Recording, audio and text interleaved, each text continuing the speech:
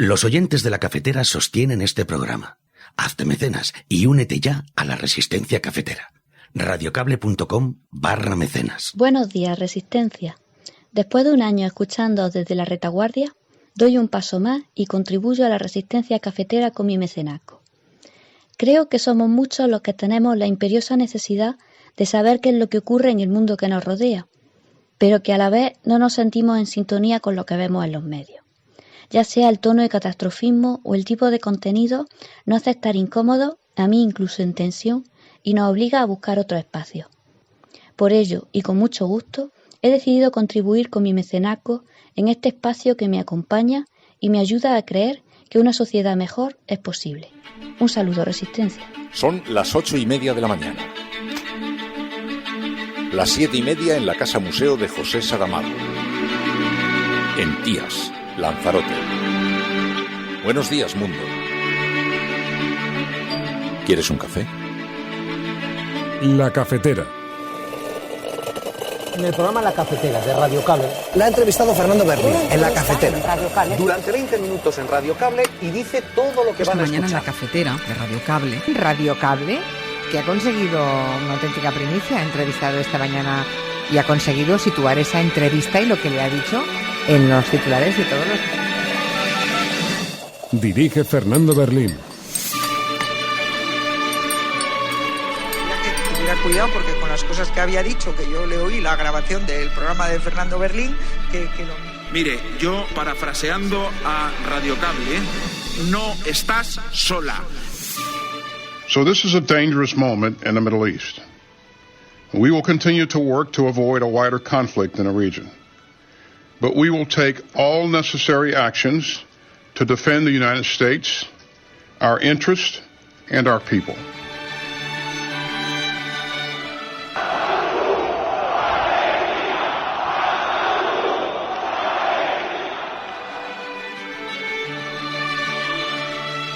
Estamos acostumbrados, somos argentinos. Claro, pero los que no le pueden dar de comer a sus hijos en este momento, ¿qué debería pasar?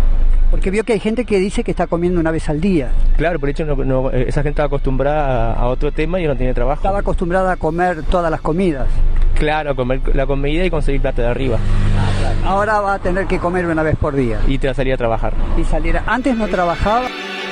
Los jóvenes, por supuesto, tienen toda una vida por delante, que tienen el futuro en sus manos, que tienen que salir a pelear, a arriesgar, a emprender, a abrir negocios, a vivir intensamente la vida, que es como hay que hacerlo de esa forma generosa y no con los miedos, con los cierres y con el BOE para decirles cómo han de vivir, cómo han de sentir, cómo se han de relacionar. Ustedes le hablan a los jóvenes de riesgo y de aventura, pero la única aventura laboral que ha vivido la señora Ayuso fuera de la política ha sido la de elegir con qué bolígrafo iba a firmar el contrato del chiringuito en el que la enchufó la señora Aguirre por más de 4.000 euros al mes. Ya va siendo hora de que el gobierno de España se empiece a tomar en serio lo que está pasando en el campo español, de lo cual no solo no le tiene que ser ajeno, sino que en parte es responsable, porque estamos hablando, sí, de un marco europeo, pero también de medidas que se han adoptado por parte del Gobierno de España que están agudizando las dificultades que tiene el campo europeo en nuestro país y, por tanto, a nuestros agricultores españoles. Creo que la señora Royal no ha tenido la fortuna de probar el tomate español. Yo le invito a que venga a España, a que pruebe cualquiera de las variedades de tomate español y verá que el tomate español es imbatible. Es imbatible. Estamos trabajando sin parar, pero oiga, es que tengan ustedes en cuenta que estas cuestiones no son fáciles y que cuando el Partido Popular dice contundencia, que es lo que propone, una actuación estilo Perejil en Francia. No nos hemos expresado en estos términos, lo que sí hemos dicho es que tiene que ser una ley integral y esto quiere decir pues que abarque a todas las personas que en este momento pues están en procedimientos judiciales o en investigaciones y que su aplicación sea inmediata. Esto es lo que suscribimos en el acuerdo de Bruselas entre el PSOE y Junts per Catalunya y no pedimos nada más que sea el cumplimiento estricto de este acuerdo. Habrá ley de amnistía o no la habrá, pero el gobierno va a seguir gobernando. ¿Y los presupuestos de cara a este año? ¿Peligran? Los presupuestos lo veremos. Mire, en este país se ha gobernado con presupuestos prorrogados, no ya el gobierno de España, que lo ha hecho en unas cuantas ocasiones, sino gobiernos de comunidades autónomas. no le sorprenderá que diga que es importante la aprobación de los presupuestos del Estado en la medida en la cual son el instrumento para poder canalizar todos los fondos europeos. Yo nunca he escondido la complejidad de la legislatura. Lo dije el 24 de julio. Ahora, también es cierto que no habiendo escondido esa complejidad, es bastante claro que los únicos capaces de gobernar y gestionar esa complejidad somos nosotros.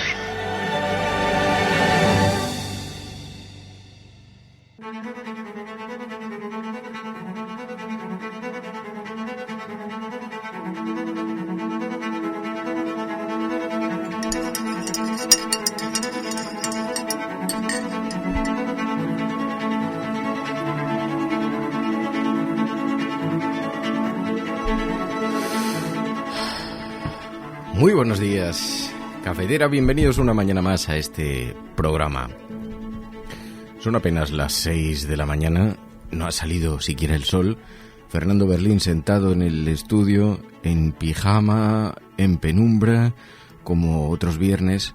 Sabéis que a esta hora, cuando estés escuchando esto, yo ya no estaré entre vosotros. Estaré sentado en alguna mesa camilla, por eso en los programas de los viernes lo que hacemos es grabar parte de los contenidos a lo largo de la semana. Eso nos permite además ciertos juegos que durante el directo es mucho más difícil. Y sin embargo hay una primera parte que está conectada con la actualidad, pues que hay que grabar antes de que amanezca para que cuando levantéis el café esté junto a la cama, humeante, servido, café de puchero, cocinado a fuego lento, esperando a que os sentéis en este lugar que es la cafetera, donde se dan cita cada día tantas y tantas personas buscando un lugar donde conocer la información de manera sosegada. Muy buenos días a todos, bienvenidos, gracias por vuestra fidelidad, gracias por vuestro cariño, gracias siempre por vuestra compañía. En una mañana en la que las noticias en España giran en torno a las huelgas del campo cuya semilla germina desde Bruselas, pasa por Francia y empieza también a mostrarse en nuestro país.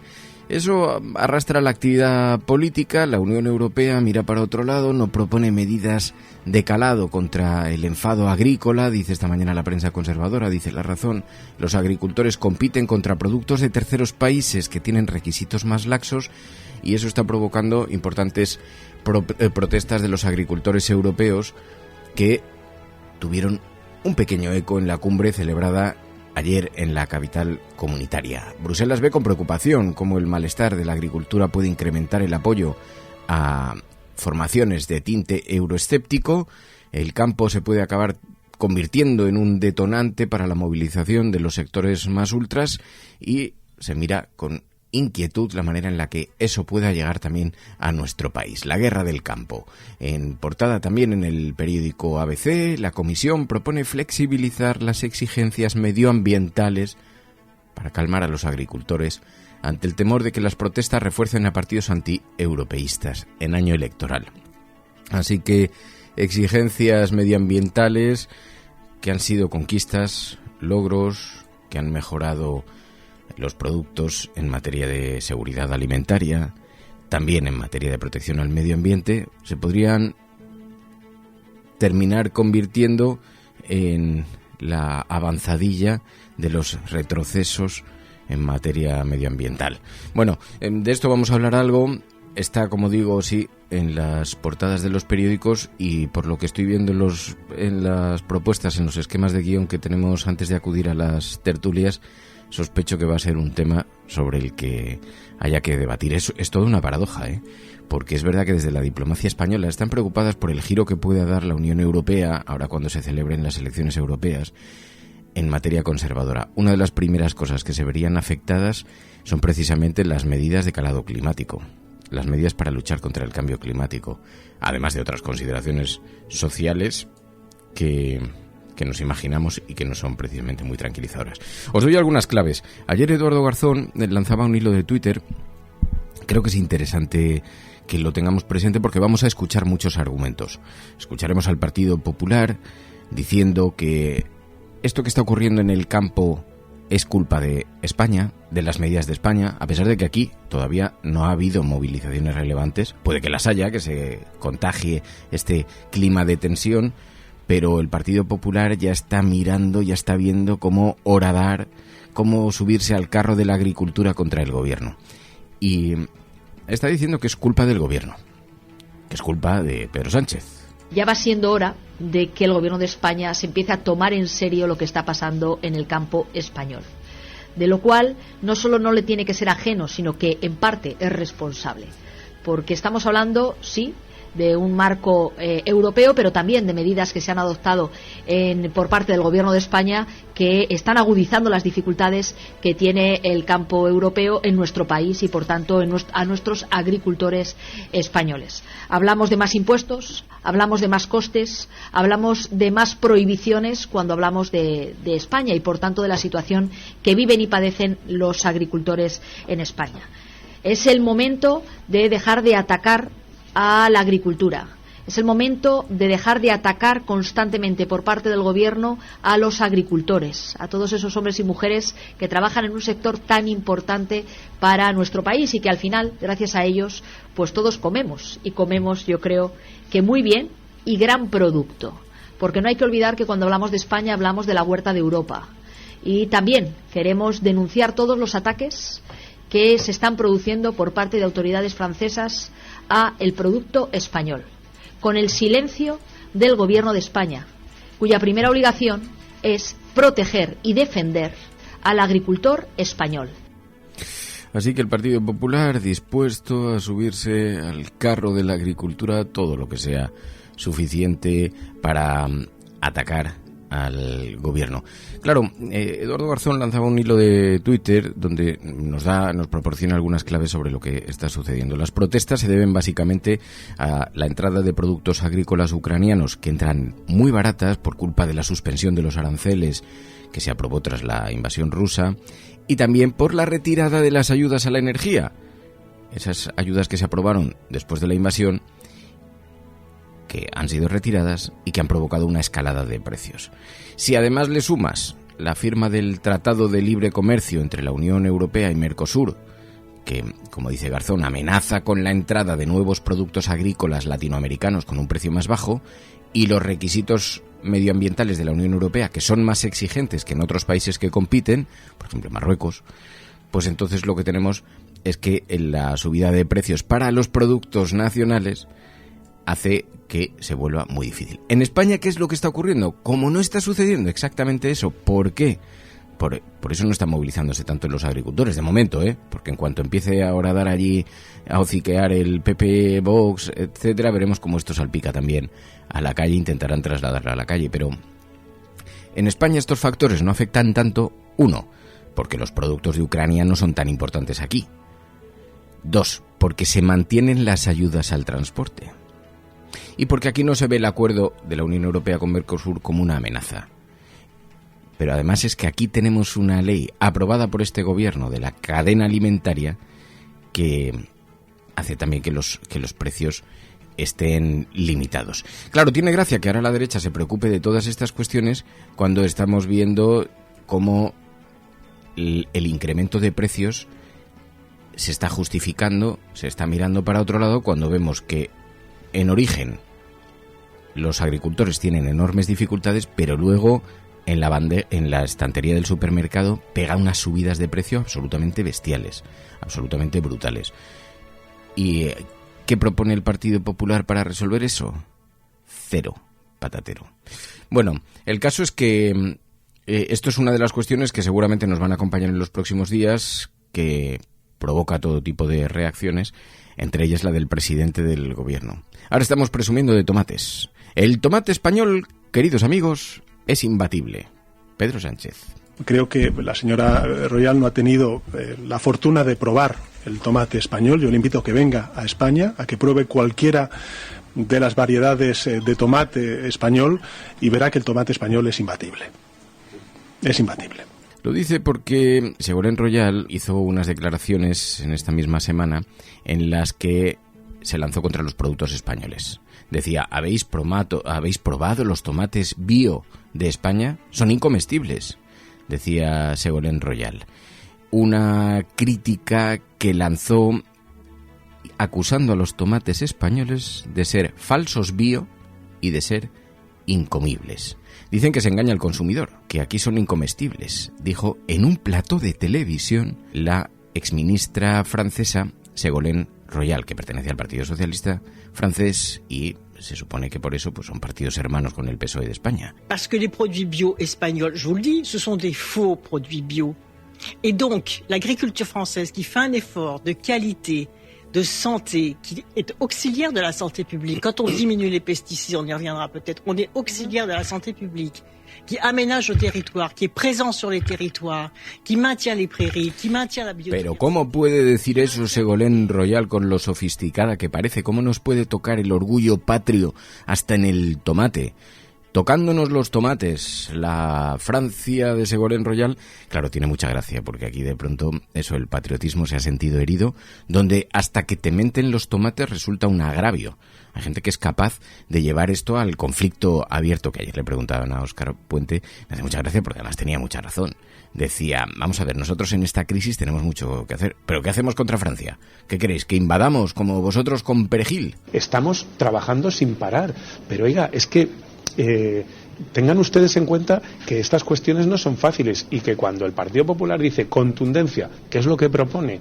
Una actuación estilo perejil en Francia. Es que Francia es un Estado soberano de la Unión Europea y entiendo además que el gobierno francés parece que ya tiene suficientes problemas con las movilizaciones que tiene en marcha, que parece que no está pudiendo impedir. Por tanto, seamos realistas respecto de las posibilidades que hay de que impida que los boicots que se están produciendo a nuestros camioneros se puedan impedir. Nosotros estamos trabajando.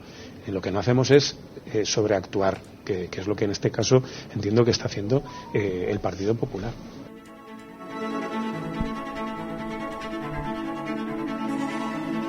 A mí os juro que esto me apasiona, creo que es una de las grandes cuestiones. Primero porque todo el que haya tomado un tomate español sabe que son una mierda, que no hay Dios que los saboree, salvo que lo cultives tú y que esté concentradito el sabor y esté en plena temporada. Pero los tomates que llevan en cámaras frigoríficas meses, los que se venden comúnmente, aquí, ¿de verdad Ségolène Royal ha descubierto algo? Claro, yo esto no me atrevo a decirlo públicamente, pero los tomates son una mierda de tamaño monumental. Ojo, no sé decir si los franceses son mejores. No tengo ni la menor idea.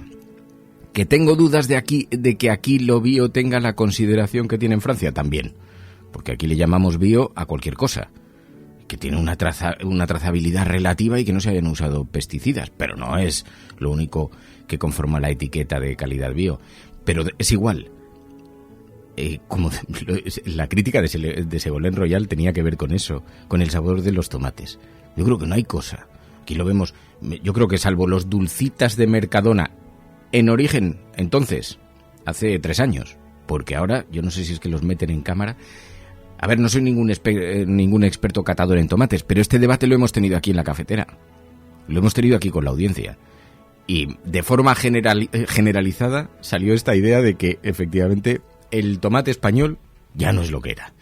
No sé, perdón por la pero el comentario cuñado no es menos cuñado que el de Ségolène Royal y en todo caso no es menos cuñado que decir no nos ofenda usted nuestro mercado de tomates. Otra cosa es que los agricultores españoles hagan un enorme esfuerzo por intentar competir en precios y tengan enormes dificultades y seguramente cuando lo coges de la mata sabe algo.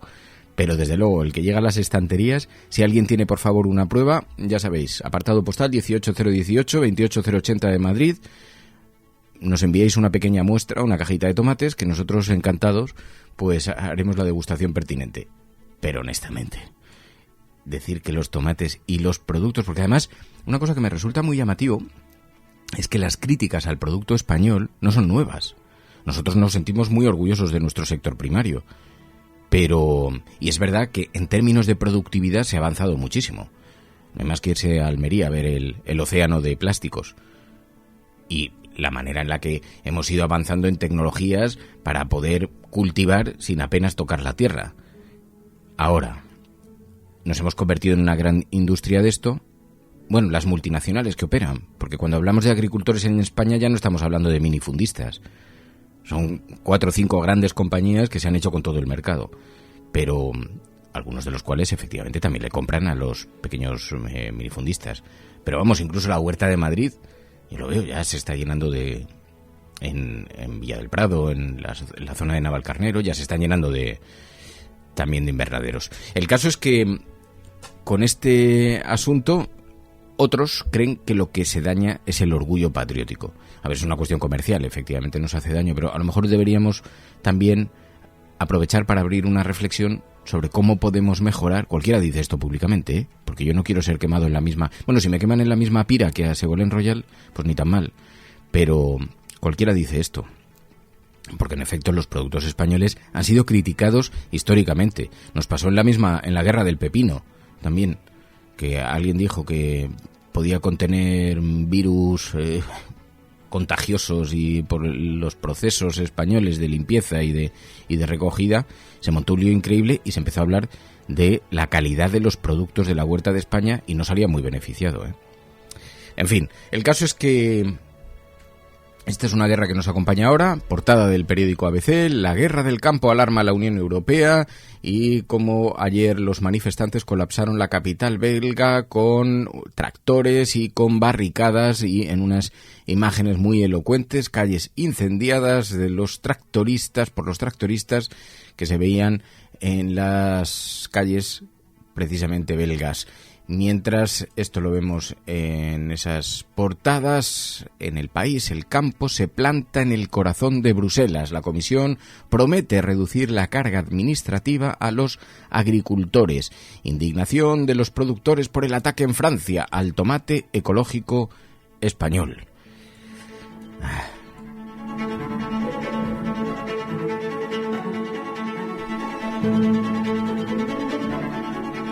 Y a mí lo que me resulta muy inquietante es que los productos, lo primero que se puede haber afectado después de esta guerra, y vemos como lo primero que se deciden recortar son las exigencias medioambientales. Que esta sea la consecuencia. Se nos podían haber ocurrido soluciones muy creativas. La más creativa que se nos ocurre es volver al lugar a donde veníamos, que como todo el mundo sabe no le ha provocado nada a este planeta que va. Que esto es una cosa que me resulta profundamente dolorosa. Fijaos en lo que está pasando también con la sequía. Cataluña se está enfrentando a su peor sequía. Hoy es portada en el periódico El País, lo estamos viendo también en otras portadas. La Vanguardia dice: el Govern confía en superar la sequía sin promover una conexión con el Ebro. La fase de emergencia se declaró ayer en 200 municipios de Barcelona y Girona, que suman casi 6 millones de personas, y la Generalitat declaró ayer la emergencia por sequía en estos municipios. Esta declaración supone restricciones de consumo doméstico, agrícola e industrial, dice la portada de La Vanguardia. A pesar de la gravedad de la situación, el Govern confía en que las medidas tomadas sean suficientes y hagan innecesaria la reclamada conexión con la red de agua del río Ebro.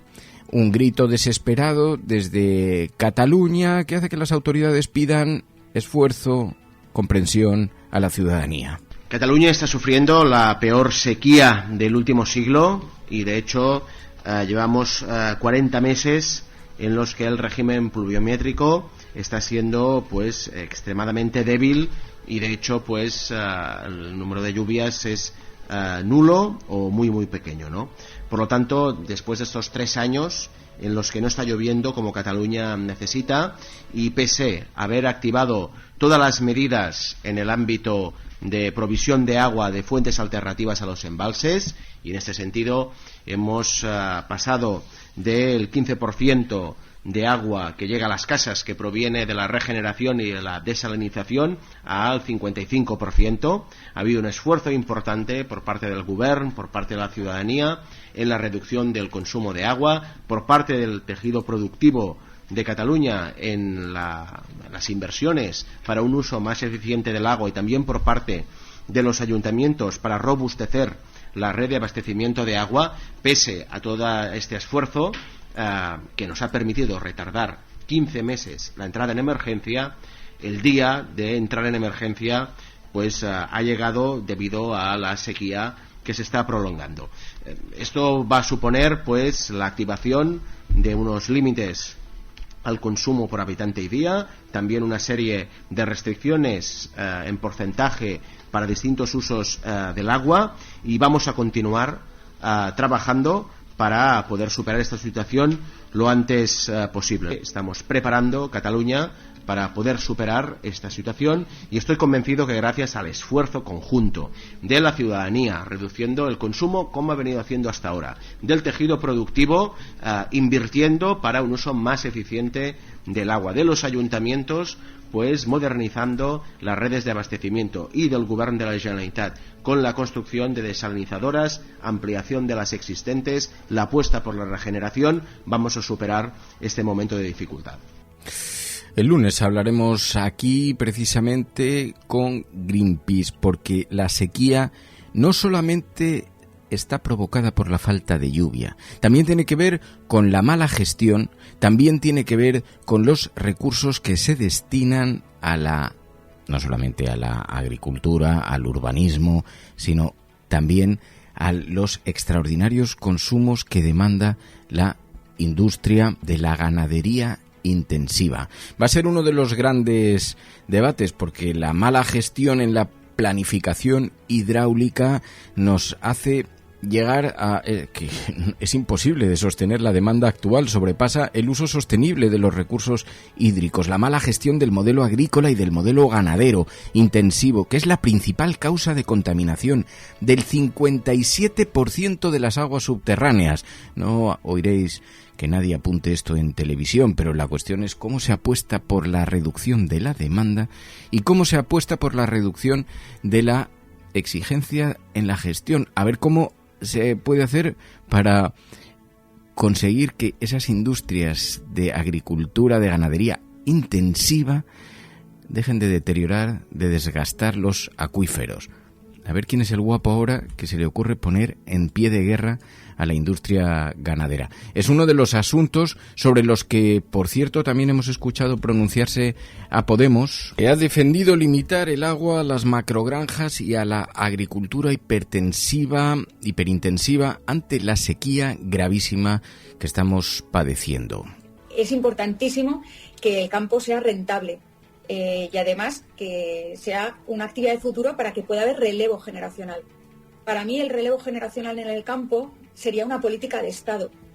Necesitamos que se entienda que necesitamos agricultores, agricultoras, ganaderos y ganaderas en nuestros campos, produciendo alimentos de calidad, porque si vamos a dejar la agricultura en manos de los fondos de inversión y el agronegocio, cuyo único objetivo es su cuenta de ganancias, y no tienen ningún objetivo detrás social, y no olvidemos que además van hacia una intensificación absoluta de del modelo productivo, eliminando mano de obra, utilizando variedades pues que no tienen nada que ver con nuestro entorno.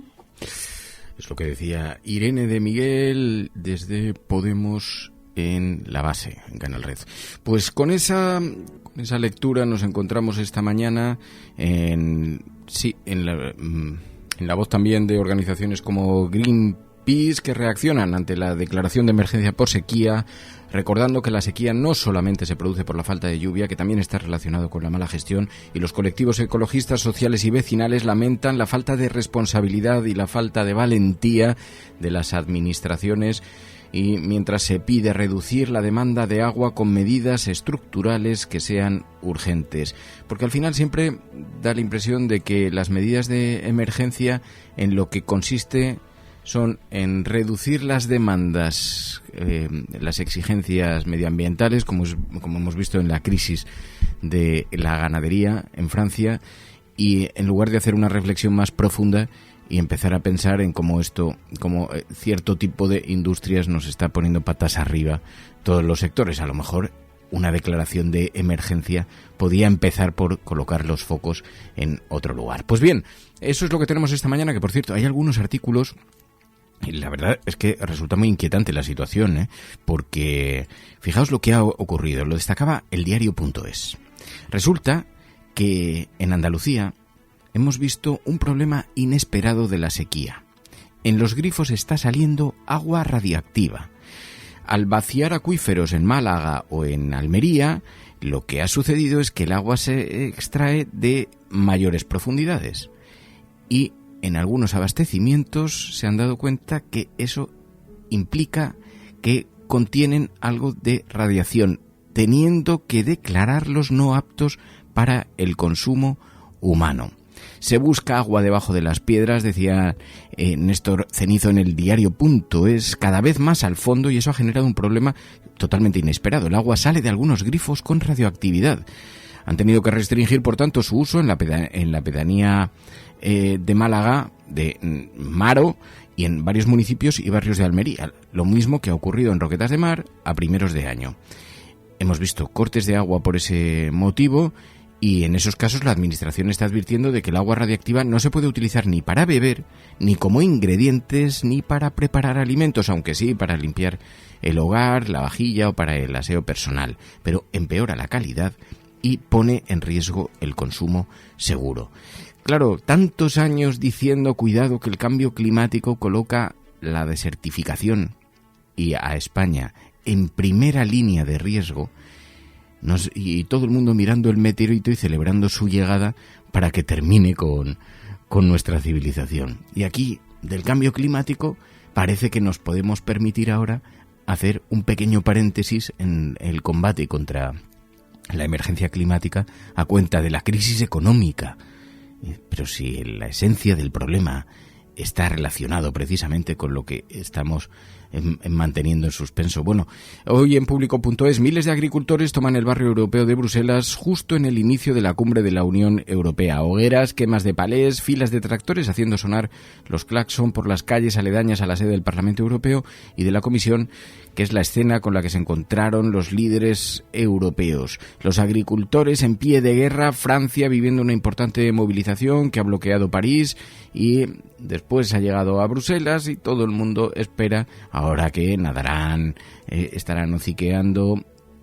Aquí la derecha y los agitadores pues esperan la llegada también aquí a nuestro país, mientras el PP utiliza el conflicto de los agricultores para competir con Vox ante las elecciones europeas. Porque, mientras tanto, en Europa pidiendo ayudas al gasoil, y aquí nosotros viendo la crisis climática que nos está golpeando especialmente. ¿Qué vamos a hacer? ¿Flexibilizar? Ahora recuperamos el gasoil, las industrias fósiles otra vez, para paliar la subida de precios y las dificultades. ¿Permitimos que se vuelvan a utilizar todo tipo de pesticidas? Es que nos estamos volviendo completamente tarados. Bueno, y mientras tanto, en España, la mirada puesta en las elecciones en Galicia. Tiene mucha gracia. Las portadas de hoy son un retrato también de la arqueología política española. Fijaos en el titular del periódico La Razón. Feijóo se instala en la Galicia rural para hundir a Sánchez. No para ganar a Sánchez, no para... El titular podría ser para competir contra Sánchez. No, ya dan por hecho que se instala para hundir a Sánchez, que es un concepto que sale de la mano de Maruenda, o de quien haya elegido ese titular. El PSOE arranca la campaña sin más opción que ser un satélite del BNG asumiendo el papel de segundón. El PP quiere revalidar la mayoría absoluta y evitar que se forme un gobierno de izquierda radical, dice el periódico La Razón precisamente esta mañana en su portada. Bueno, la campaña, sí, se coloca también en el epicentro. El día 18 de febrero veremos esa convocatoria electoral en Galicia y hay muchas miradas puestas porque es el lugar donde podría revalidar esa mayoría el Partido Popular y donde se juega una cierta credibilidad. Imaginaros un patinazo y que la perdiese a manos del BNG, a manos de Ana Pontón. Pero aquí vemos cómo, en efecto, hoy centra la atención en las portadas de los periódicos. Bueno, pues la campaña electoral gallega era precisamente el tema de debate esta semana aquí en la cafetera con Ana Pontón, la candidata del BNG a la Xunta de Galicia, la persona sobre las que están depositadas todas las esperanzas para poder arrebatar al Partido Popular la mayoría. Y le preguntábamos cómo se define el BNG, es un partido progresista pero de corte nacionalista, y cómo concilia el nacionalismo con la redistribución, con políticas de izquierdas. Yo lo que no entiendo es cómo se puede ser de izquierdas y no ser nacionalista, porque lo que nosotros estamos reivindicando es un reparto más justo del poder y un reparto más justo de la riqueza. Y de hecho, cualquiera que viva en Galicia ve cómo lo que siempre nos ha hecho mucho daño es esa visión cada vez más madricentrista y el papel que se le está dando a Madrid en el Estado español, que de hecho es una gran aspiradora de recursos, de inversiones y de gente, ¿no? Te puedo decir que hace pocos días he estado en Madrid y en poco más de 24 horas, por lo menos en las redacciones de los periódicos, me he encontrado con una cantidad muy importante de gallegos y gallegas que además veían con mucha ilusión lo que estaba pasando en este momento, las elecciones que tenemos el próximo 18 de febrero y que me decían: Ana, por favor, construid la Galicia a la que poder volver, ¿no? Así que Ana Pontón, esta candidatura que atrae la mirada, también la preocupación para el Partido Popular, que ha decidido darlo todo, incluso enviando allí a vivir, como señalaban algunos periódicos, a instalarse en la Galicia rural al señor Núñez Feijóo, según el periódico La Razón. Bueno, pues Galicia inicia una campaña marcada por la tensión nacional, donde el epicentro del debate ya sabéis que está situado en torno a la ley de amnistía. Dice esta mañana en La Vanguardia José Luis Rodríguez Zapatero, el expresidente del gobierno, que habrá ley de amnistía, que Junts y el PSOE saben de su responsabilidad y que estamos ante una legislatura complicada, pero como recordaba Pedro Sánchez, ¿quién dijo que no lo iba a ser? Ayer, precisamente, el presidente del gobierno, Sánchez, con esas palabras, hizo una explicación muy pedagógica de lo que consiste no solamente la gestión del gobierno. Decía Pedro Sánchez: se me habla en muchas ocasiones de la complejidad de la legislatura, y si la legislatura... A ver, yo nunca he escondido la complejidad de la legislatura. Lo dije el 24 de julio. Ahora, también es cierto que, no habiendo escondido esa complejidad, es bastante claro que los únicos capaces de gobernar y gestionar esa complejidad somos nosotros. ¿Es más difícil esta legislatura que la anterior? Hombre, yo creo que de la anterior venimos de una pandemia, de una guerra, de un choque inflacionista como el que sufrimos como consecuencia de la guerra de Putin en Ucrania, hasta de un volcán. Y ahí están los resultados. Estamos liderando el crecimiento entre las principales economías europeas. Tenemos unas tasas de empleo y de creación de 738.000 empleos nuevos creados en el año 2023, con casi 21 millones de personas trabajando. Tenemos la tasa de paro más baja de los últimos 15 años. Tenemos los niveles de endeudamiento familiares, ayer se conoció, más bajos desde el año 2002. Bueno, yo creo que hemos hecho un correcto desempeño y que, por tanto, España pues va en la buena dirección, en la dirección de crear empleo, de avanzar en derechos y de resolver un problema de convivencia que, insisto, no creé yo. Yo lo que estoy haciendo es tratar de resolver esta crisis de convivencia. Aquellos que me critican, como la oposición, pues no ponen encima de la mesa ninguna alternativa. Bueno, cuando ponen alguna, desgraciadamente es para echarse a temblar, ¿no? La ilegalización de partidos políticos, el encarcelamiento, un 155 permanente, es decir, volver al año 2017 o si no peor. Bueno, yo creo que estamos en una posición en la que estamos ya en el momento de afrontar de cara el reencuentro total entre catalanes y el conjunto de la sociedad española. Hemos llegado... La manera en la que defendía Pedro Sánchez la ley de amnistía, a la que se sigue resistiendo Junts, ahora lo vamos a escuchar, pero dejadme que haga un pequeño apunte sobre esto, porque creo que estamos ante el presidente de España, el primer presidente de España, que hace de la adaptabilidad su eje de gobierno. Esto es alucinante. Esto es alucinante, porque esto lo hemos visto en las compañías privadas. Uno no elige el escenario, uno se adapta al escenario que le toca. Y en este ejercicio de adaptación del gobierno de España, tiene mucha razón Pedro Sánchez cuando dice: nosotros estamos, resolviendo un problema de convivencia que no creó el Partido Socialista, pero liderando el crecimiento con tasas de empleo, con 21 millones de personas trabajando, con la tasa de paro más baja de los últimos 15 años, con endeudamientos familiares más bajos desde el año 2002, España tiene un montón de problemas, pero son los que nos toca gestionar. Y a mí me parece que es una visión de en qué consiste esto, porque si uno pudiera elegir el escenario en el que gobierna, pues probablemente ni pandemias, ni guerras en Ucrania, ni en Oriente Medio, ni escalada de precios derivada de esto, ni cambio climático, ni nada que te condicione. Pero el ejercicio de gobernar lo que requiere es que seas capaz de adaptarte a las herramientas que tienes. Y me parece que es una visión de una racionalidad a la que no estamos acostumbrados precisamente en política. Bueno, pues mientras, sí, la ley de amnistía sigue siendo objeto de debate. El gobierno ofrece a Junts una nueva vía para aprobar la amnistía. Sánchez defiende ante los independentistas que todos los acusados serán amnistiados con una ley que dijo será valiente, reparadora y constitucional. Ayer escuchábamos en Al Rojo Vivo a Junts explicando por qué esta ley de amnistía no les encaja, por qué han votado en contra en el Congreso. Hay un mes ahora para cambiar. No nos hemos expresado en estos términos. Lo que sí hemos dicho es que tiene que ser una ley integral, y esto quiere decir pues que abarque a todas las personas que en este momento pues están en procedimientos judiciales o en investigaciones, y que su aplicación sea inmediata. Esto es lo que suscribimos en el acuerdo de Bruselas entre el PSOE y Junts per Catalunya, y no pedimos nada más que sea el cumplimiento estricto de este acuerdo.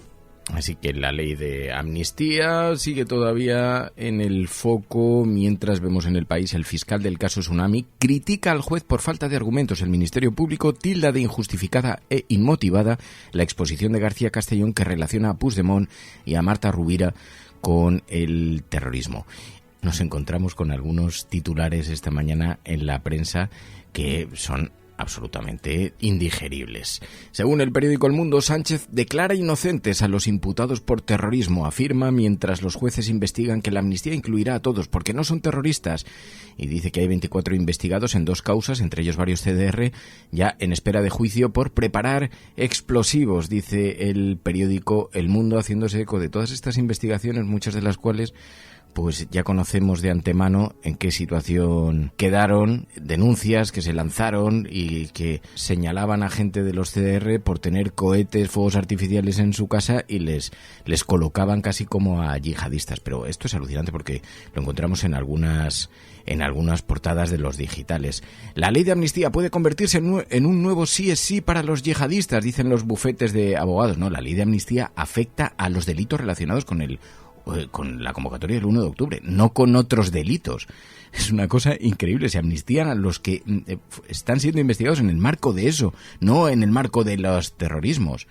Mientras, es verdad, ayer vimos a Sánchez defendiendo la ley de amnistía, decía todos los independentistas catalanes van a estar amnistiados porque no son terroristas, que alguien lo tiene que decir de una vez.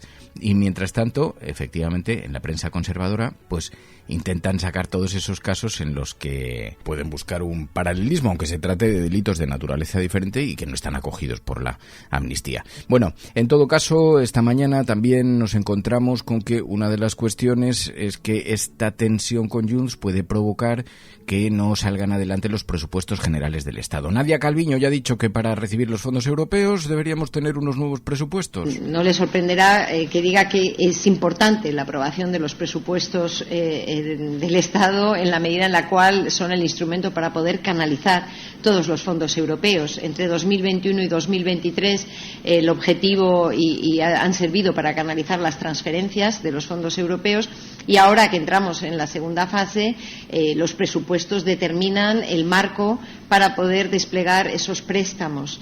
Pero cuidado porque decía Óscar Puente, a ver, al Partido Popular, guarden ustedes las frustraciones porque vamos a seguir gobernando con o sin ley de amnistía, la legislatura no se termina, incluso aunque no se apruebe esa ley. En esto yo creo que hay una cierta confusión, ¿no? Y veo que alguno ya se ha puesto muy contento, ¿no?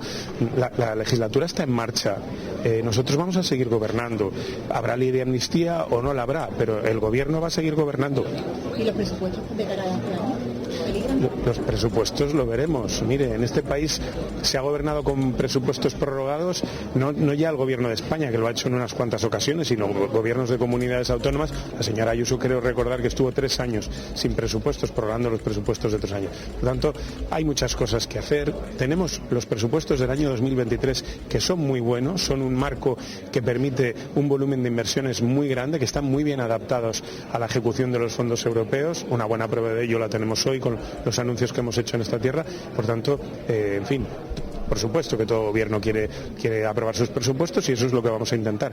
Pero vamos, que nadie se ponga demasiado contento porque el gobierno va a gobernar, haya o no haya ley de amnistía.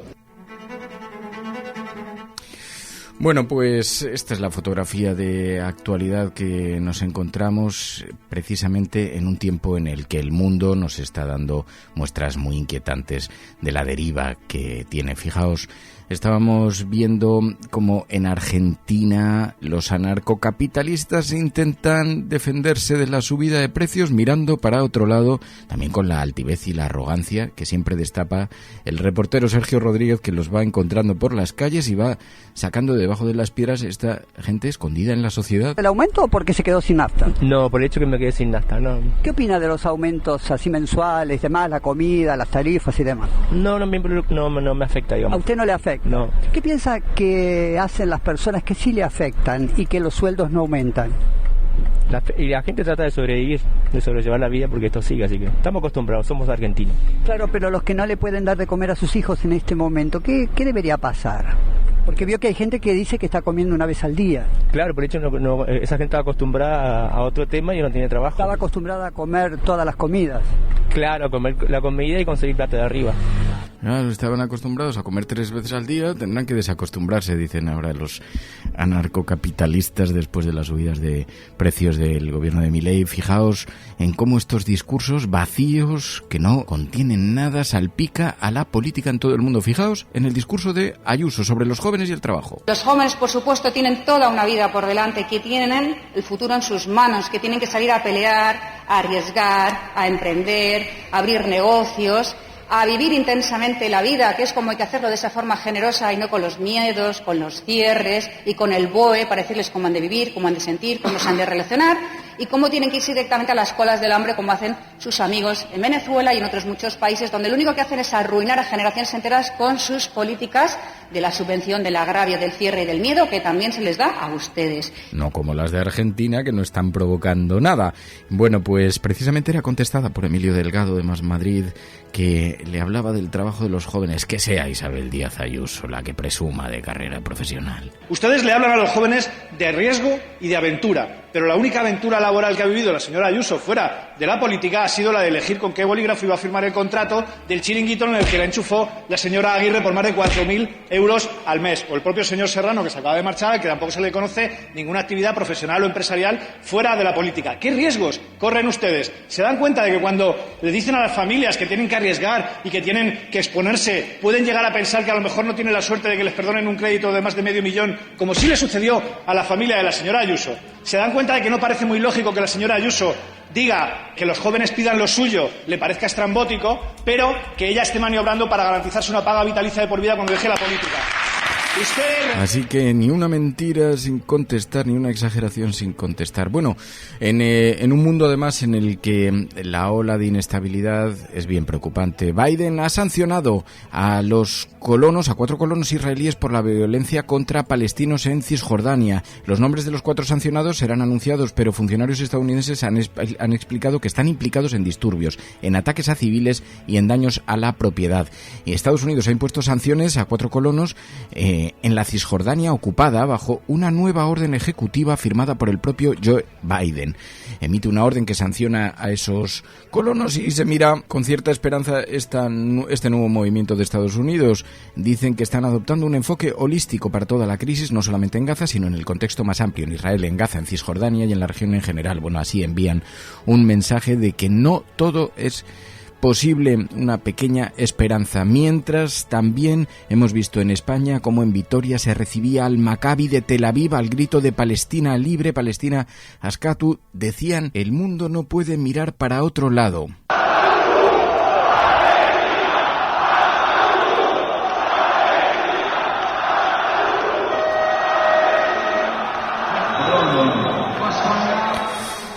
Bueno, vamos a ver qué otras noticias han protagonizado la actualidad en estos días y también enseguida vamos a hablar de Sapo, la serie de televisión que desvela la trayectoria de uno de los mayores ladrones de nuestra historia. Dice que está retirado, pero que ante la cámara ha descrito algunas de sus hazañas en unos robos que fueron extraordinariamente conocidos. Lo vamos a hablar enseguida en Plata o Plomo.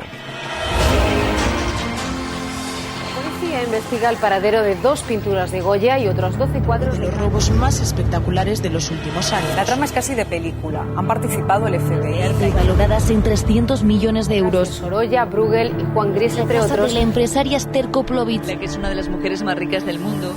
Fue uno de los autores del robo en la casa de Esther Koplovich, también en el robo de la sucursal de Yecla, donde ingentes cantidades de dinero negro procedentes de empresarios fueron sustraídas a través de un butrón en una noche en plenas Navidades, y una de las personas que estaba detrás era este personaje que ha sido llevado a la pantalla a través de este documental y que con total, sin sonrojarse, con total impudicia, cuenta algunas de estos sucesos. Bueno, y cómo los empresarios justificaban el dinero negro en esas cajas fuertes. ¿Por qué? ¿De qué manera te pueden hacer falta para tu mujer, para ti, para tus hijos, para 1000 cosas? Había gente que lo tenía como negro y había gente que lo tenía como oficial. Ya está. Había gente que ha trabajado muchísimo, de día y de noche, y les daba gustico llevar toda la semanita allí un chorrico de billete que ni los contaban, los metían y ya está. Eso era bonito, ¿entiendes? Eso era bonito, ¿entiendes? La gente llevaba allí pues un chorrico de dinero que iba metiendo, que no sabían ni cuánto tenían en las cajas fuertes, y luego, claro, decían algunos empresarios que sufrieron el robo de esta banda de asaltadores. Bueno, vamos a hablar de todo eso aquí en La Cafetera. Esto es La Cafetera.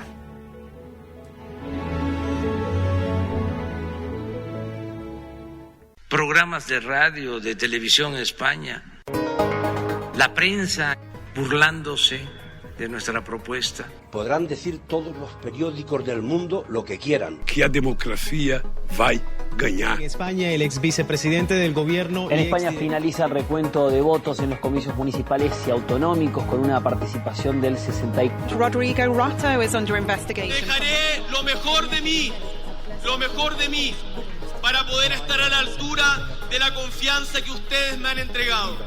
No olvidamos justicia, verdad, respeto. Seguimos.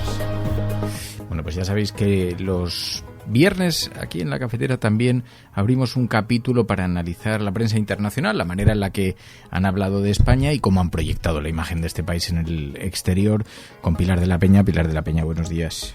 Hola, buenos días. En una semana en la que ha sido protagonista en el Congreso de los Diputados la ley de amnistía y el voto en contra de Junts, ¿esto ha sido destacado en la prensa internacional? Mucho. La verdad es que toda esta semana habían estado muy pendientes de la votación en el Congreso, así como, fíjate, la semana pasada comentábamos que las enmiendas que se habían presentado a la ley de amnistía no habían suscitado demasiado interés por parte de los medios. Algunos medios franceses sí se habían hecho eco de ello y de la tensión o del posible regreso de Puigdemont que eso implicaban. Sin embargo, esta semana sí que ha habido un enorme foco sobre la votación en el Congreso, y el hecho de que haya salido derrotada el proyecto de ley de amnistía, pues ha llamado la atención, ya te digo, de medios como el Financial Times, ABC News, Le Monde, Der Spiegel, The Guardian, la BBC, en fin, a multitud de medios internacionales se han hecho eco de ello, ¿no? Una de las cosas que destacan es precisamente la sorpresa de que no haya salido adelante cuando era una ley que se consideraba pactada, que además fue clave y que es lo que recuerdan todos los medios internacionales, fue clave para que Pedro Sánchez lograra la investidura con el apoyo de los partidos independentistas. Sin embargo, pues les llama la atención y tratan de explicar a sus audiencias pues que ha sido precisamente Junts uno de los partidos que algunos califican del partido más militante por la independencia, el más del línea dura, son algunos de los calificativos con los que señalan a Junts, pues es el que ha votado en contra, a pesar de que también lo destacan bastantes medios, pues era uno de los principales beneficiados y sobre todo su líder, Carles Puigdemont, era, pues se le señalaba como el principal beneficiado de esta ley de amnistía. Pero bueno, la decisión del Partido Independentista de votar en contra lo explican considerando que la ley no iba lo suficientemente lejos y no garantizaba la protección a algunos pues independentistas que podían ser encausados sobre todo por los delitos de terrorismo, pues es lo que ha motivado este voto en contra. Ya te digo, entran un poquito en los detalles en lo que puede implicar. La mayoría de los medios que lo destacan y que lo recogen explican que no es la derrota definitiva de esta ley de amnistía, que ahora vuelve a una comisión parlamentaria, que se puede volver a negociar y que todavía es posible aprobar, pero en la lectura general que hacen, pues desde Liberación, Bloomberg, The Guardian, Der Spiegel, todos los medios internacionales, Le Figaro, es que es un revés bastante significativo para el gobierno de Pedro Sánchez y sobre todo pues lo que desde aquí algunos medios señalan, especialmente desde la derecha, que vuelve a evidenciar la fragilidad del gobierno, de la coalición y bueno, los problemas que va a tener Pedro Sánchez a lo largo de esta legislatura para aprobar cualquier tipo de ley, ¿no? Esto es la idea general. Algunos entran un poquito más en la letra pequeña, por ejemplo, Europain, la emisora francesa, señala cómo pues la actuación de dos jueces saboteó un poquito el acuerdo que había sobre este asunto. El Financial Times, por ejemplo,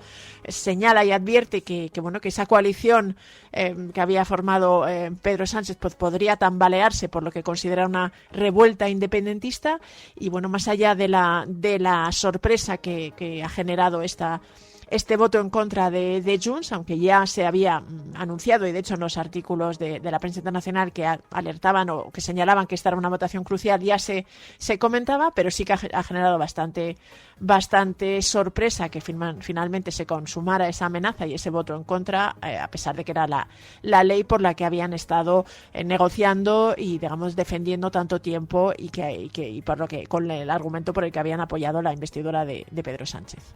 Esta semana hemos visto además cómo ha habido aquí en España un gran impacto, un debate muy agrio sobre el cartel de Semana Santa de Sevilla, que algunos calificaban de homoerótico, ofensivo por los ultracatólicos y por la extrema derecha.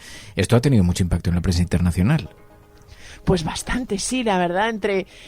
Ha habido varios aspectos que han llamado la atención de los medios internacionales, pero en esta semana he encontrado artículos que hablaban de esta polémica y que además enseñaban este cartel que la extrema derecha y las organizaciones más católicas han intentado pues que se fuera retirada. Sin embargo, ha aparecido en medios como The Telegraph, la emisora belga TF1, The Times, el diario británico, el Berliner Morgenpost, el Daily Mail, incluso el South China Morning Post o el Manila Times, ¿no? Se han hecho eco de esta polémica y sobre todo de la reacción de las organizaciones ultracatólicas, que es como las definen varios de los artículos que se hacen eco de esta polémica, y de la ultraderecha, ¿no? También el hecho de que Vox haya entrado en la polémica y se haya dedicado a criticar este cartel, que hay que recordar es el cartel que presenta el Consejo de Hermandades y de Cofradías de Sevilla, pues un poco para promover la Semana Santa de 2024, que ha sido pues elaborada por un artista que se llama Salustiano García, que también sale mencionado en todos estos medios internacionales, con lo cual, pues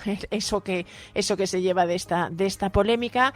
Pero bueno, algunas de las calificaciones de los católicos y de la extrema derecha han llamado la atención y realmente han puesto el foco sobre esto. The Times, por ejemplo, titulaba que un Cristo es calificado de homoerótico por la extrema derecha y por las organizaciones católicas y se pide su retirada. De afeminado, TF1 decía, pero luminoso o afeminado, porque este Cristo pues había provocado una viva polémica. Explican un poquito cómo es el cartel e intentan pues poner de relevancia, ¿no? Cómo las acusaciones de la extrema derecha realmente han llegado a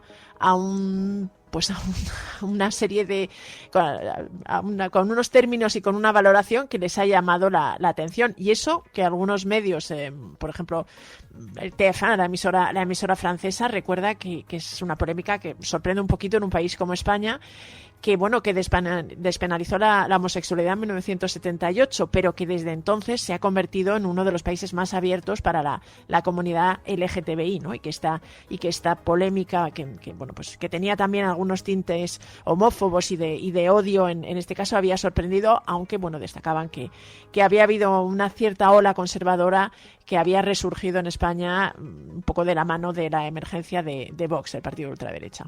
También hemos visto como la cólera de los agricultores, decían algunos medios internacionales, llega a España y recogen el impacto de las protestas francesas y también las reivindicaciones de los agricultores españoles, ¿no? Sí, toda esta semana, en concreto las últimas protestas y las manifestaciones de los agricultores franceses, aunque antes habían sido también los alemanes, los belgas, en Países Bajos también ha habido, en Polonia, en Hungría, es un asunto que realmente ha copado muchos focos y que de hecho está siendo estudiado y está intentando abordar la Unión Europea para intentar reducir este nivel de enfrentamiento y de malestar entre los agricultores. Pero es verdad que esta semana ha tenido mucho peso en los medios franceses, y no solo franceses, también ha habido artículos en The Independent, en Reuters, en varios medios de otros, en fin, de toda Europa. Poniendo un poquito el foco en ese enfado generalizado que hay en el mundo rural y en el mundo de la agricultura, como el de Francia, aunque había tenido impacto precisamente y había afectado a los agricultores españoles porque parte del enfado del gremio en Francia se dedicaba a considerar que países como España o Italia tenían mejores condiciones o no tenían tantas, limitaciones como ellas, y de hecho habían llegado a tirar el contenido de algunos camiones de agricultores españoles en la frontera. Esto era uno de los asuntos que llamaba la atención, pero también se ponía de relieve que este malestar lo compartían también los agricultores españoles, y que la campaña y las movilizaciones habían llegado también a España y estaba sobre el tablero, ¿no? Algunos medios franceses como Le Monde también destacaba cómo desde España se rechazaba estas acusaciones de que los agricultores españoles se beneficiaban, y se ponía de relieve además que uno de los problemas que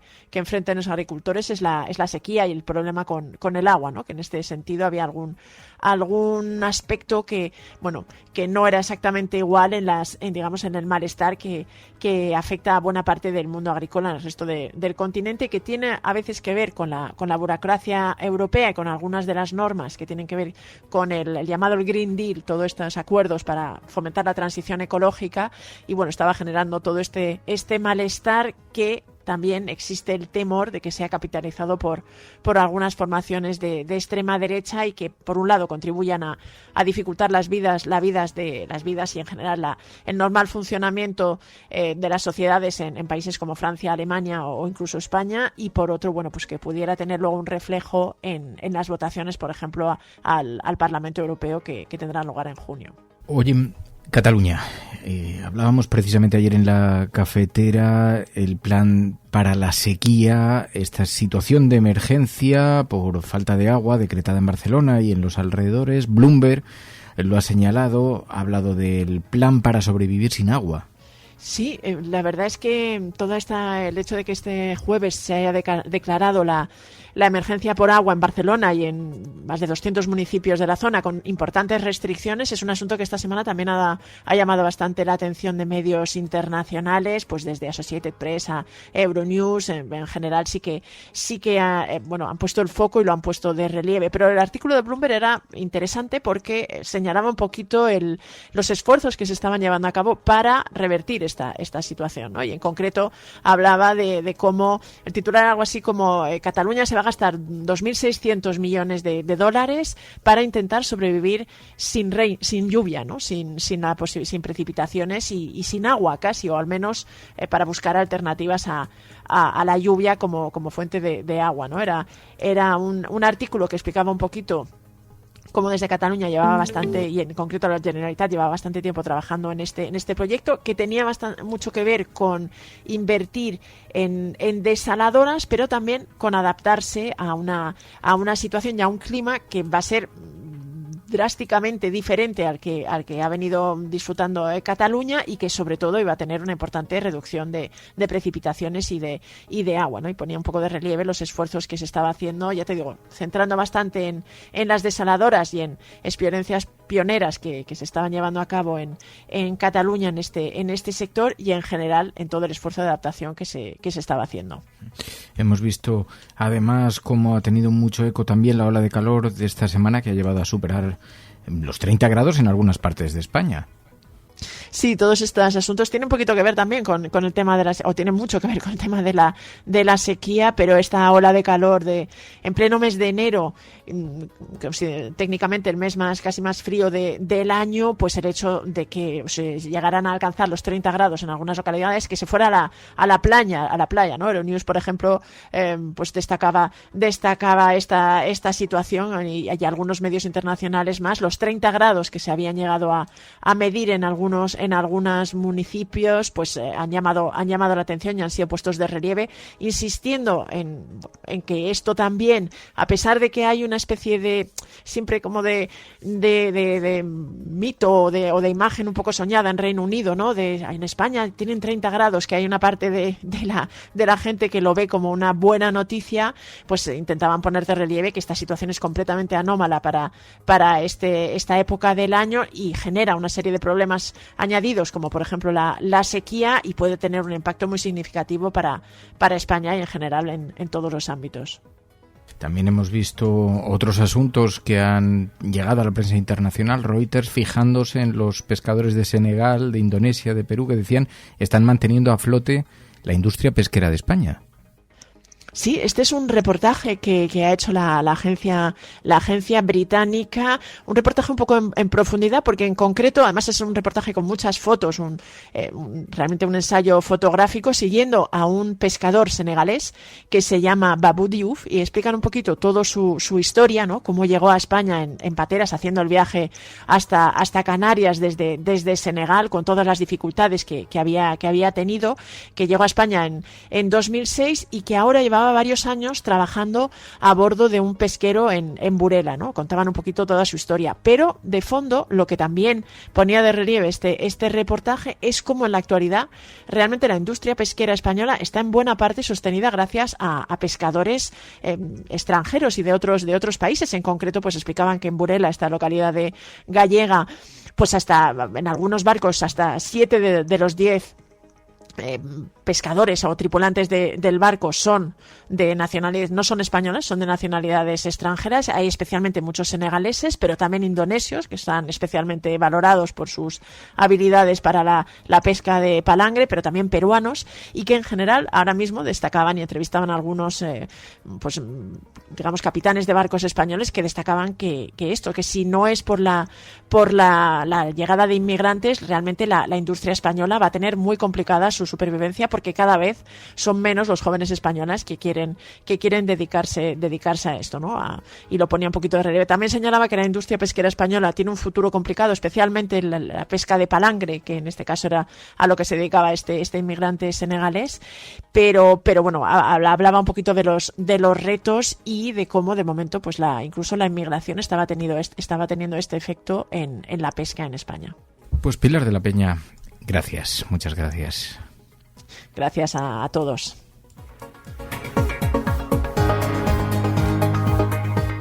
La Cafetera y Neutral presentan Plata o plomo. El mundo en series. En el Juego de Tronos o ganas o mueres. Con Fernando Merlín y Ana Pastor. ¿Sabes dónde estás? Es una radio pirata. De la zona neutral. Nos recuerda un poco por qué luchamos. La noche es oscura y alberga horrores. La noche es oscura y alberga horrores. Nada cambia de golpe. Si estuvieras en una bañera que se calienta poco a poco, morirías hervida sin darte cuenta. Estamos juntos. Somos un trío. ¿Nosotros vivimos románticamente juntos? Hola, habla con Walter White. Usted dijo que estaba casi muerto, ¿vale? Dijo que moriría en cualquier momento.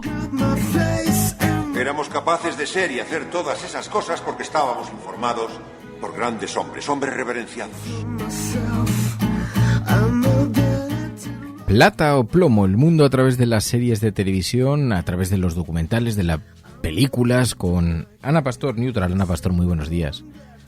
Muy buenos días. Fíjate que Sapo el documental sobre el ladrón... Que entre Pensaba que me lo llamabas a mí, ¿no? Vamos a aclarar. No, es que te voy a decir una cosa. Cuando me dijiste que era la propuesta para esta semana, sí había visto que en las redes sociales era bastante comentado este documental. Y que la gente además estaba hablando con fascinación de la personalidad de este personaje, que es un personaje real, el documental sobre un ladrón profesional que ha estado residiendo, viviendo en España, trabajando en España, robando en España, y que, entre otras cosas, entre otras virtudes, está el haber robado el Banco de Yecla o las Torres Windsor. Por lo menos es lo que él dice haber hecho, estar detrás de un montón de operaciones singulares. Bueno, la liberación de los secuestrados por el Alacrana. El tipo se cuenta unas historias y cuando me lo dijiste dije, no sé, bueno, había visto comentarios en las redes sociales. Oye, menudo retrato, este documental es fabuloso, en Amazon. Investiga el paradero de 2 pinturas de Goya y otros 12 cuadros de los robos más espectaculares de los últimos años. La trama es casi de película. Han participado el FBI. Y valoradas en 300 millones de euros. Sorolla, Bruegel y Juan Gris, entre otros. De la empresaria Esther Koplowitz, que es una de las mujeres más ricas del mundo. El robo de los cuadros de Koplowitz fue algo casi romántico y divertido. No todo el mundo puede ser invitado a ser víctima mía.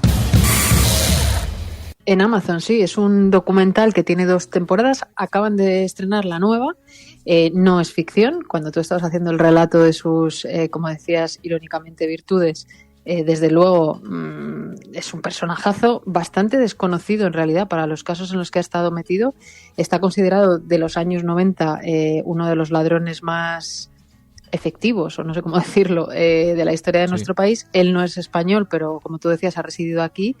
Y el documental, aparte de tenerle a él, que insisto es un personajazo, el documental toca varios casos conocidos, alguno yo no lo recordaba y es fascinante. Por ejemplo, el del, no sé si a ti te ha parecido, pero a mí el del robo del Banco de Yecla, una localidad murciana, me parece que es un plan brillante, al menos para verlo en televisión, no sé desde luego para sufrirlo no, pero para hacerlo el plan parece brillante, parece un guión de película, ¿no? No, es alucinante, un delincuente que se presta a hablar frente a la cámara de todas esas hazañas que dice haber protagonizado y los cuenta sin sonrojarse. Es una auténtica pasada. Yo he visto el primero, que es el de Yecla. Te engancha lo suficiente como para que quieras ver el resto. Solamente por lo que cuenta, para que se hagan una idea quienes están escuchando de Plata o Plomo, es el ladrón que asegura robó a Esther Koplowitz. Pero no solamente eso, es que entre sus hazañas hay una cantidad de casos increíbles. Tenía socios también en España, habla de algunos de ellos abiertamente y salen imágenes también de archivo de los casos judiciales, de las operaciones como las contó la televisión en aquel momento, los informativos de televisión. Y se le ve protagonizando algunos de estos sucesos que la verdad es que es alucinante que se preste incluso a participar en una serie de televisión, a salir así y hablar a la cámara con la cara descubierta. Claro, dice que está retirado de esto. Claro, no solo está retirado, sino que ha prescrito.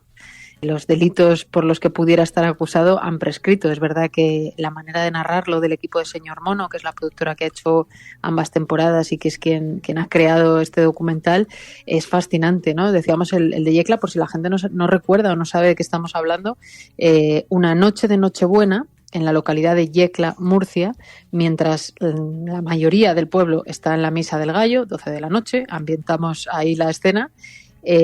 Justo al lado de esa iglesia hay un banco donde se hace un butrón que debía ser muy ruidoso, pero que a la vez están en la misa todos los del pueblo, pues no se enteran. ¿Y por qué eligen Yecla, Sapo y sus socios? Porque es una de las localidades donde se había movido muchísimo dinero negro por el tema de la construcción y sus derivados, y efectivamente hacen esa noche el robo. Cuando les dan el chivatazo de que allí hay mucho dinero negro, ellos piensan que va a haber, bueno, sí, varios millones. Y la sorpresa que se llevan los ladrones es que al abrir las cajas, no sé cómo se llaman, cajas pequeñas o cajas, ¿no?, del banco, en las cajas particulares, ¿no?, sí, empiezan a caer sobres y sobres y sobres y sobres de miles y miles y miles y miles y miles de pesetas, millones de pesetas entonces, con dinero negro. Desfalcan absolutamente, lo que les da tiempo a coger, que es una barbaridad, y el problema es que las familias del pueblo que tenían ahí, de Yecla, que tenían ahí dinero, no podían justificar que habían sido robados sus millones porque era dinero negro. Entonces no podían denunciar la mayor parte de ellos. Algunos salen en cámara como habrás visto, pero la mayor parte no pueden ni ante la policía ni nada reconocer que ese dinero existía, con lo cual, bueno, es una doble victoria para un ladrón, ¿no? 2.700 millones de pesetas, 2.700 millones de pesetas se llevaron. Había desde lingotes de oro a piezas arqueológicas, cuenta que en esas cajas fuertes había hasta consoladores, hasta gente que había dejado un trozo de bocadillo, y eso sí, una cantidad de dinero negro totalmente extraordinaria, porque Yecla es una localidad en la que hay mucha pequeña industria. Y resulta que los empresarios de ahí, que luego te digo una cosa, me fascina a algunos de los empresarios que son entrevistados cuando cuentan con total impunidad y igualmente sin sonrojarse delante de la cámara. Era muy bonito que la gente pudiera mantener allí unos dineros. ¿Quién no ha tenido 1.000 euros guardados en su casa o 10.000? ¿Por qué? ¿Qué manera te pueden hacer falta para tu mujer, para ti, para tus hijos, para 1.000 cosas? Había gente que lo tenía como negro y había gente que lo tenía como filial. ¿Verdad? Había gente que ha trabajado muchísimo de día y de noche y les daba gustico llevar toda la semanita allí un chorrico de billete que ni los contaban, los metían y ya está. Eso era bonito, ¿entiendes? Yo me acuerdo a 2 señores de Yecla, fueron con 2 sacas y las sacaron llenas. Bueno, lo vi yo y muchísima gente. Guardar unos dineros, todo dinero negro, claro. Luego las familias estaban indignados, la condena que le cayó a la gente a la que pillaron, estaban indignados por la condena. Decían, claro, pero si es que la mitad no pudieron denunciar qué es lo que había en las cajas porque era dinero negro o cosas ilegales, ¿no? Ahora, el tipo cuenta otras operaciones en las que estuvo implicado que son alucinantes. El de los cuadros de Koplovich, que ese sí, yo sí ese lo tenía más en la cabeza, no es solo también muy peliculero, ¿no? Y te habrá pasado a ti que cuando lo estás escuchando dices, bueno, ¿cuánto de esto es verdad, no? En el caso de Koplovich, las hermanas Koplovich, empresarias con mucho dinero y demás, tienen una casa en Madrid. Entonces, es un edificio donde hay al menos, creo recordar, 6 vecinos. Sapo se hace con el alquiler de una de esas 6 casas, pero la deja vacía como si fuera a ver a alguien a vivir, pero no ha ido todavía.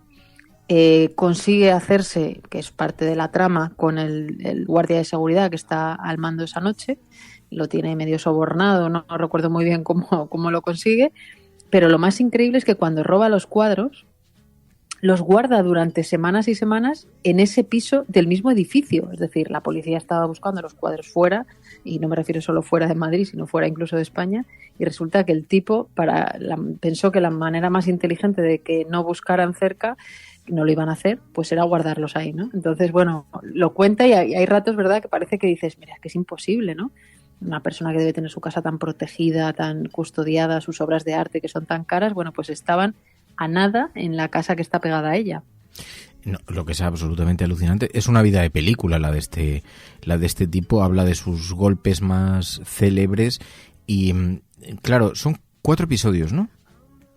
Sí, son 4, pero ahora acaban de sacar otros 3, que es la nueva temporada. En esa primera, como has visto, tenemos el robo de Yecla, el robo de los cuadros de Koplovich y el Alacrana, que es una historia también conocida. Sabéis que un barco pesquero español estaba faenando en las aguas del Índico y es secuestrado. Yo recuerdo que estaba entonces en Televisión Española a los desayunos y cada mañana informábamos de cómo las familias intentaban que se les diera información. Entonces era ministra de Defensa Carme Chacón. Y bueno, fue un caso muy muy conocido también por la tensión de las propias familias que no sabían si iban a matar. Se decía que se habían secuestrado piratas somalíes. Entonces, cuando se les libera, se habló mucho también de si se había pagado o no un rescate. ¿Qué cuenta Sapo? Que la persona a la que el CNI le encarga como agente externo negociar ese dinero y esa entrega de dinero es él. Y cómo lo hace y cómo en el fondo intenta también un poco pillar de ese dinero que tenía que haber llegado a los somalíes y que era para liberar al pesquero español donde iban marineros españoles, claro. Dicen que usó sus contactos en el sudeste asiático y trabajó con el gobierno para poder liberar el barco, pero la verdad es que es alucinante porque él cuenta que el dinero se lo quedó él, se lo robó a los piratas. Claro, yo cuando comenzaba a verle digo, vamos a ver, tú no puedes hablar con tanta impunidad por mucho que hayan prescrito. Está hablando de socios de la banda, de los errores que cometieron, contando cuáles eran además un poquito sus protocolos de trabajo y cómo hacían estos robos y a hablar tan abiertamente de esto. digo, no puede ser verdad toda esta historia, pero resulta que es que el tipo, claro, además había recibido formación militar, estuvo en la Armada Francesa. Y entonces empiezas a conectar cosas y claro, ves que es un perfil de tipo que en un momento dado en su vida decide usar esa experiencia y las habilidades para crear una banda de delincuentes. Él lo cuenta, pero claro, cuenta algunos casos con tanto detalle que resulta difícil de creer que lo esté fabulando, ¿no? Y se le ve que está implicado. Que todo te he imaginado, sí. Fíjate que Íñigo Pérez Tabernero, que es el productor, como digo, el señor Mono, que ha hecho este documental, yo le pregunté cosas después, porque lo conozco, de esta primera temporada de la que hemos hablado, y yo le compartí la misma sensación que tienes tú, ¿no? Pero claro, es que el tipo lo cuenta a cámara y como además ha prescrito, no tiene... O sea, le gusta y se regodea, ¿no?, en los detalles. Pero es que en la segunda temporada, que recomiendo mucho, habla de que es él el que entra a incendiar la Torre Windsor de Madrid, que, como sabéis, fue un suceso en su día, una torre en mitad de la Castellana ardiendo por la noche, etcétera, que se quedó en eso, en un suceso impactante, una imagen tremenda, los daños que provocó a la estructura del edificio, al Corte Inglés, etcétera. Pero con los años se dijo que Villarejo es quien se encarga de esa operación a petición del BBVA y que quien entra al edificio va mandado por ellos, ¿no? Bueno, pues Sapo sale a cámara en esta segunda temporada diciendo: fui yo entré en la Torre Windsor, yo entré porque la operación que tenía encomendada era entrar con un equipo de gente, conseguir una carpeta verde, no voy a hacer mucho spoiler, pero explica detalles de cómo la saca, y incendiarlo. Recordáis que en la planta donde empieza el incendio y donde coge la carpeta estaba una consultora que estaba haciendo trabajos para ese banco, y él lo cuenta con todo tipo de detalles. Yo me fui a mirar si efectivamente este tema también había prescrito, porque no recordaba que había pasado tanto tiempo, pero es increíble. Hay un momento incluso que el periodista que está entrevistando a Sapo, ¿no?, que también en la primera temporada se le oye, le dice: ¿tú conoces a Villarejo? Y dice: no. ¿No tienes su teléfono? Y dice: no. ¿Nos dejarías ver tu teléfono móvil? O no, le dice: ¿puedes coger tu teléfono móvil? Y entonces Sapo dice: sí, coge su teléfono móvil, se ve que lo está mirando y le dice el periodista: ¿nos puedes irte a la V? Y se va a la V, tú no ves nada, ¿eh? Y le dice: ¿tienes el teléfono de Villarejo? Y dice él: no. ¿Nos puedes enseñar a cámara en la V que no tienes el teléfono de Villarejo? Y dice: no. Y se empieza a descojonar de la risa. Entonces, claro, es un personaje, es un villano que le echa mucho morro porque te cuenta todo esto a cámara y se hace responsable de una cosa tan grave como la que cuenta, ¿no?, en cada uno de los capítulos, pero este último además vinculado a ese mundo, ¿no?, de Villarejo. Pero es alucinante porque además este tipo apenas ha pasado 3 años en prisión y sin embargo ha estado trabajando en numerosos países en la década de los 90, perseguido por las policías de medio planeta, y apenas con con un número de casos, ahora cuenta todos estos robos. Por eso resulta difícil de creer. Es muy recomendable verla. Yo cuando empecé a escuchar hablar de esto pensé, ¿cómo consigues mantener la atención durante varios capítulos sobre la figura de un ladrón que es casi cinematográfica? Y efectivamente te quedas totalmente enganchado a la personalidad, porque tiene una personalidad muy viva, muy fuerte, y a las cosas que ha protagonizado. Es absolutamente alucinante. Además está muy bien producida. Yo diría que es muy atractiva porque en la propia estructura te mantiene completamente enganchado, ¿no? Totalmente. Pues una muy buena recomendación, El Sapo, Memorias de un ladrón, que acaba de estrenar la segunda temporada. Ana Pastor, Neutral, gracias. Muchas gracias, Fer.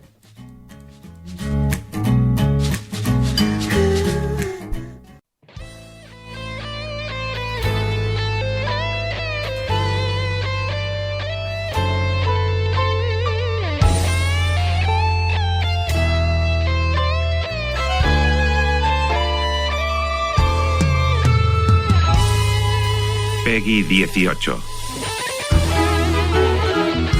Bueno, pues el mundo de los videojuegos, del entretenimiento digital, cada semana aquí en La Cafetera ya sabéis que abrimos un capítulo en el que abordamos algún título, intentamos conocer un poquito más sobre el mundo de los videojuegos y lo hacemos de la mano de algún oyente cafetero. Señor Bartu, muy buenos días. Muy buenas, Fernando, ¿qué tal? Mira esto que te he traído, que sé que te gusta. Esta voz la vas a reconocer. Tomar un tranquilizante y drogarse. Esta es la inconcebible recomendación que hace una revista para poder participar en un videojuego. Durante la partida el personaje también tiene que tomar pastillas para poder soportar la misión. La Asociación Valenciana de Pediatría ha denunciado ya el contenido de la revista y del juego que incitan a los más jóvenes al consumo de drogas. Asociación Valenciana de Psiquiatría, eso me toca de cerca. Oye, que no estamos tan lejos en el tiempo. A finales de los años 90, cuando aparece el Metal Gear, se monta un lío, algunos medios de comunicación llegan a señalar como a este videojuego como una especie, un motor especie para la drogadicción, un camino rápido para la drogadicción. De la saga Metal Gear Solid, ¿no? Sí, efectivamente.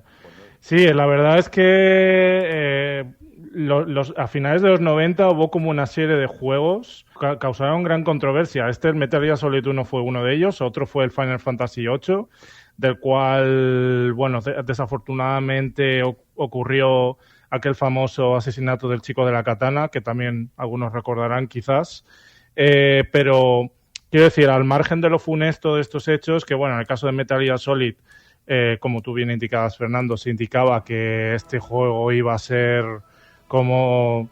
No, que este juego invitaba a los jugadores a drogarse con la droga de diazepam, lo cual es totalmente falso, porque yo lo jugué y para nada necesité de ese tipo de sustancias. Pero estamos hablando de uno de los grandes hitos del mundo de los videojuegos que a día de hoy todavía sigue teniendo su influencia y su peso. Una saga que, bueno, viene de la mano de uno de los grandes genios de los videojuegos japoneses, que es nada más ni nada menos que Hideo Kojima. ¿Por qué? A ver, vamos a ver. Entonces, el Metal Gear sale en el año 87. Hemos visto como es una saga que ha evolucionado un montón. Hace poco salió un recopilatorio de los 3 primeros, además. Pero, ¿cuál es la sinopsis de ese juego? ¿De qué va? ¿Cuál es la historia de ese juego como para que de pronto provocase preocupación en quienes no jugaban y esa expectación? ¿De qué va? Pues mira, ya digo, al margen de los bulos y demás, claro, aquí cabría hablar un poco de la figura, ya digo, de Hideo Kojima. ¿Por qué este tipo fue un genio? Pues Hideo Kojima es una persona que, bueno, amada y odiada a partes iguales, pero sin lugar a dudas lo que no deja indiferente a nadie y todo el mundo concuerda es que, bueno, este tipo es un genio. ¿Por qué? Porque este es un tipo que, para lo que es dentro de la industria del juego japonés, es dentro de lo que cabe una rara avis. En el sentido de que, bueno, este tipo tiene una gran influencia del cine de acción americano y entonces básicamente él se inspiró en todos los tropos de este género para trasladarlo a sus videojuegos. Ya de hecho, precisamente el Metal Gear, que fue el primer juego de la saga que salió en el año 87 para la consola MSX, que fue una consola que allá por los años 80 intentaba competir contra la Nintendo y al final pues acabó en bancarrota. Pero sin embargo lo que era la trama que suscitaba este juego y que luego fue evolucionando con los siguientes llama mucho la atención. Nos encontramos en Metal Gear básicamente siguiendo las aventuras de un espía, un poco digamos al estilo James Bond, pero no exactamente. Aquí estaríamos hablando de un militar de fuerzas especiales que recibe el nombre en clave de Solid Snake. Y en todos los juegos de Metal Gear básicamente son juegos que son básicamente juegos de tácticos de espionaje e infiltración. También tiene sus elementos de acción, pero bueno, básicamente lo que prima en esos juegos es el sigilo, es decir, infiltrarte en una base enemiga, que no te pillen y conseguir lograr tus objetivos, que normalmente pues tiene que ver con desactivar un arma nuclear, rescatar a alguien, etcétera. De hecho, bueno, la propia saga, el hecho de que la saga se llame Metal Gear es porque el Metal Gear dentro de los juegos es una especie de tanque bípedo, como un mecha, es decir, un robot gigante, que es capaz de ejecutar ataques nucleares desde cualquier parte del mundo, ¿no? Entonces, este personaje, Solid Snake, siempre se encuentra en cada entrega de la saga con la diatriba, con este reto de intentar, pues eso, ir a por el malo de turno que está intentando aprovecharse de esa tecnología para desatar el pánico, ¿no? Pero es que estoy flipando porque entonces, claro, bulos, pero corrieron ríos de tinta sobre las consecuencias que podía tener jugar un videojuego que hoy nos parece de lo más normal y cómo entonces llenó minutos de televisión, como digo, incluso con Matías Prats, en Antena 3. A nuestro entender que es un delito de inducción al consumo de drogas poner en conocimiento de la Fiscalía. Me parece una auténtica salvajada el hecho de poder inducir, aunque sea de forma un tanto sutil, Desde las agencias contra la drogodependencia hasta los colegios de psiquiatría estaban emitiendo consejos sobre cómo evitar el riesgo de la inducción a las drogas que suponía el juego, y algunos artículos que salieron en la época diciendo es un juego que vas a necesitar un diazepam, un tranquilizante, pues que seguramente fue una licencia retórica del que escribía el artículo, pero que de pronto provocó. ¿Tú has jugado mucho esto o no? Sí, yo jugué el Metal Gear Solid en su momento, hace la tira de años. Tengo que decir que, bueno, el Metal Gear Solid 1 fue un juego que salió para la PlayStation 1. Fue uno de los grandes títulos de esta consola en su momento, ya digo, un juego que a día de hoy todavía sigue siendo un referente, pero sí, yo lo jugué en su momento. De hecho, lo jugué en casa de uno de mis primos, porque yo no tenía Play en casa. Mi familia, mis padres nunca nos han dejado a mí y a mi hermano tener consolas de sobremesa, pero sin embargo fui a jugar a casa de mi primo y este me enseñó el juego y tal. Evidentemente drogas nada, o sea, ahí estamos para jugar el juego, pero precisamente una de las cosas que me aluciné, yo de hecho no jugaba el juego directamente, es decir, mi primo no me dejaba el mando, no por nada, pero porque simplemente me quería enseñar el juego y tal, y a mí me parecía como un juego muy complicado, pero yo alucinaba con el juego porque es que realmente, o sea, yo invito a la gente que busque el gameplay del juego por YouTube, que está entero, o sea, creo que es un gameplay de el juego creo que durante unas 6, 10 horas más o menos, y porque es que parece una auténtica película de acción de espías, es una pasada. Es decir, la historia del juego, precisamente una de las cosas que fueron más rompedoras de esa entrega fue la historia, los personajes tan ricos, la psicología tan compleja que tenían, la interrelación entre ellos. Ya digo, es una auténtica pasada. Es un juego que muchos se preguntan por qué no se ha trasladado a cine, ¿no? No se ha hecho una adaptación cinematográfica. Pues también te digo, Fernando, que igual no hace falta, porque el juego en sí ya de por sí es que es una película, que no necesitas más. Wow. Fíjate, yo no he jugado, pero lo que sí que creo es que además toda la apuesta fue muy pionera, ¿no? Porque ¿no fue el primer doblaje profesional de un videojuego? No es un tema que me divierta. Yo no tengo familia. Bueno, espera. Hubo un hombre que dijo que era mi padre. ¿Y dónde está? Murió. Y yo lo maté. Big Boss. ¿Qué? ¿Big Boss? Bueno, quizás no el primer videojuego en España que se dobló, pero sí, como tú indicas, sí, el primer doblaje profesional al castellano de un videojuego en España. Eso es una de las cosas, sobre todo entre los fans de esta saga y de este juego en concreto, que más destacan. Es decir, la increíble calidad del doblaje que tuvo este juego, teniendo en cuenta, Fernando, que era un juego de la PlayStation 1, un juego en 3D, que tenía sus limitaciones técnicas vista a ojos de hoy en día, claro. O sea, cuando se jugó en su momento no lo veíamos como una limitación técnica el 3D, pero claro, estamos hablando de modelados en 3D de personajes que que su rostro básicamente tienen como un par o tres de sombras que para dejar intuir lo que puede ser la posición donde tienen los ojos, la nariz y la boca. Y claro, yo también pienso, por ejemplo, intentando ponerme en la piel de Alfonso Vallés, que fue el actor de doblaje que dobló a Solid Snake, el protagonista de la saga, lo difícil que debió ser, ¿no? Porque claro, no tenían referencia de la boca ni los ojos, y aún así la calidad del doblaje, realmente estás viendo las escenas cinemáticas del juego y te lo crees, pese a que no veas una expresividad facial, pero sí que hay una expresividad corporal para la limitación del 3D de la época que resulta bastante creíble. Así que detrás de este videojuego está Hideo Kojima, que bueno, es muy conocido en el mundo de los videojuegos, toda una personalidad. Decías, además el desarrollador de Death Stranding, que también está, ahora creo que sale otro, ¿no? ¿O acaba de salir? Sí, precisamente el Death Stranding 2 sale ya dentro de poco, si no ha salido ya, creo, que también ha sido también una nueva saga que este genio ha ideado, porque bueno, hay que decir que la saga Metal Gear, Hideo Kojima la desarrolló dentro del sello Konami, que es una de las casas de desarrollo de videojuegos más importantes de Japón, y a la que muchos les recriminamos el por qué no libera la licencia de Metal Gear para que por lo menos Kojima pueda seguir haciendo juegos de la saga, porque a día de hoy, claro, la licencia de la saga pertenece a esta casa, que por lo que se ve está más interesada en hacer maquinitas de pachinko, ¿no? De las tragaperras estas japonesas, que le resulta mucho más rentable que por lo visto que seguir explotando la saga Metal Gear, que la última entrega de la saga fue el número 5 y a muchos y a muchas nos ha dejado con ganas de más.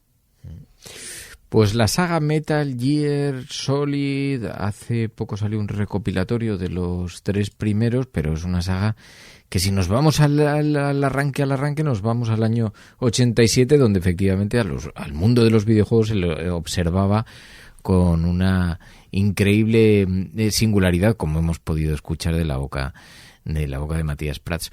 Pues, señor Bartu, gracias, de verdad, de corazón, muchas gracias. A ti, Fernando, y a la audiencia, como siempre, muchas gracias.